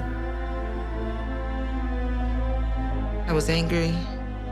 I was angry with people that were there that didn't stop it. 'Cause I was around these people for that whole 11 years. But I always knew in the back of my head there was something not right. Just the fact that people that I knew and was close to had a hand in taking my mother away. For what? Armed with witness statements, police move on the 4 conspirators. Ivory was in prison the whole time we were investigating, and he was up for parole, and we actually went to the parole board and stopped his parole because we knew he was dangerous and could threaten people. We discovered where Ed Foster was located. We had him picked up in Indianapolis. Scotty Shaver and Chevalier Gill are also arrested. But as the trial begins, a conviction isn't as simple as it seems. The thing that made me nervous was our witnesses were so scared. Our suspects are very dangerous individuals, and if you speak, you could end up like she did. During this whole time that Adrien was working with us, she was receiving threats from Scotty and Ed Foster, being reminded to shut up. One of the things Kyle and I did, we were reassuring witnesses. We would drive to wherever they were, pick them up, get them to trial, and the whole time we were reassuring, nothing's gonna happen. We will protect you. They can't get to you. Just tell the truth. It's the testimony from those eyewitnesses that reveals the details of Deborah Boothby's final hours. Deborah got up, went to work. She got off work around 7 p.m. After she got home, she met up with her cousin, Brenda, and she ended up going out to the Blue Star Lounge about 10:45. There was a fight inside the Blue Star Lounge.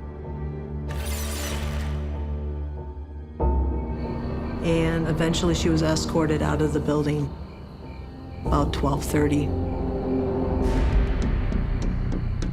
There was an additional fight that occurred in the parking lot. She was then put inside a vehicle and moved to the Covert Township Park, where Scotty Shaver and Chevalier Gill and Ivory Shaver and Ed Foster continued to beat her. And they came up with a plan to dump her body and make it look like an accident. Deborah's body was placed out on the roadway and then ran over multiple times. And at approximately 3:16 a.m., she was pronounced dead. I believe the motive was hatred. Just an opportunity to just beat somebody senseless. They had just no moral compass to continue to beat and beat another human being to the point that they just killed them. Thanks to the bravery of witnesses and the hard work of detectives, Deborah's killers finally faced justice after 13 heartbreaking years. Scotty Shaver, Ed Foster, Chevalier Gill, and Ivory Shaver all received life sentences and are serving them now. Adrien Bernett, she cooperated with us during the whole investigation. She pled guilty to second-degree murder. She was offered a 20-year sentence. In that 20-year sentence, she would be eligible for parole in 6. I did spend a lot of time with the woulda, coulda, shouldas, but I try not to think about it now. Listening to those details and just seeing how brutal people could be to another individual, it was tough. It was tough. And it really reaffirmed why I do what I do. That whole law enforcement system, it just inspired me, and I just wanted to be a part of that. I ended up becoming a dispatcher. I'm the person that's on the other line, helping with CPR or helping deliver a baby, and I'm the one who helps other people get home to their families. So I like it. It's a really good job. Anytime you solve a homicide, there's a sense of satisfaction because of the level of crime that you're working. But in a cold case in particular, it's different. because people around the victim may feel that the police have forgotten them, forgotten about their family. And when you can solve it, it's just like no other feeling out there.